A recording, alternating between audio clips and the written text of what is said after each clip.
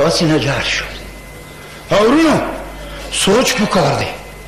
رسول الله دی آئی الحسن والحسین سیدا شباب اهل الجنه.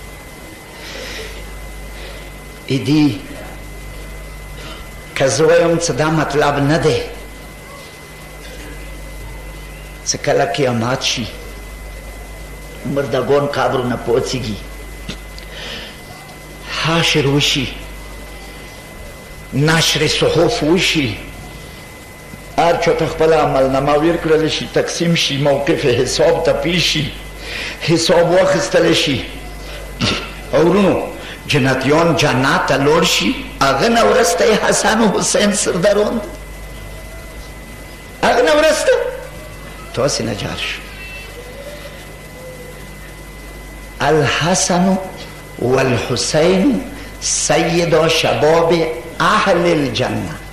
سوچ وکوئ قرآن کې جنتیانو ته اهل الجنه ټکی چی ته نه ده استعمال شوی. تاسې قرآن ولټوئ اهل الجنه ټکی چی ته نه ده استعمال شوی جنتیانو ته اصحاب الجنه ده استعمالیږي. اورونو جهنمیانو ته اهل جهنم چی ته نه ده استعمال شوی بلکې اصحاب النار ده استعمالیږي. تاسې قرآن ولټوئ وشدو یو ساعت خبری ندی دا تاسې قرآن ولټوئ. ورونو تاسې نه جار شو.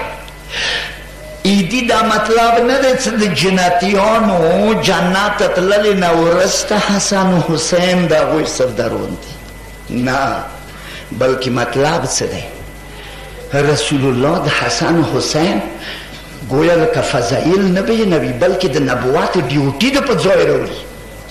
الحسن والحسین سید شباب اهل الجنه ایو حقیقت نه د کاشف کوي رسول الله یو حقیقت د څرګندوي و ماته ادي چې حقیقت څرګندوي. اورو اهل څه ته ویل شي تاسې نه جار شو. تاسې په خپله دې باندې پوهېږئ څه کله څوک څه صلاحیت نه لري هغه ته نااهل نه یایي لیس باهل لذلک دو دی اهل نه ده څه صلاحیت کوم کار ورکی نه وي نو یایي چې دو دی اهل نه ده لیس باهل لذلک دی دپاره دو اهل نه ده صلاحیت ورکی نشته. سوچ مه دی توجه سره به واورئ انشاءالله ایمان ته ځکونې دپاره. اورونو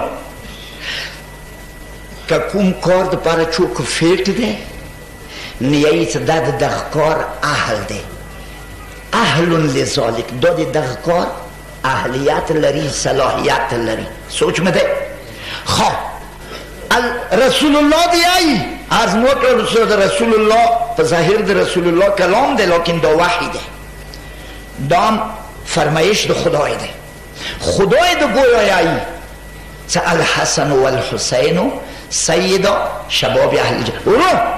مطلب څه دی مطلب دا دی رسول الله د امت ته ښیي آدم امت د جنت اهلیت د جنت صلاحیت صرف هغو کسانو سره ورسره دی چې څوک دغې زندګۍ کې حسن و حسین خپل سرداران وبلي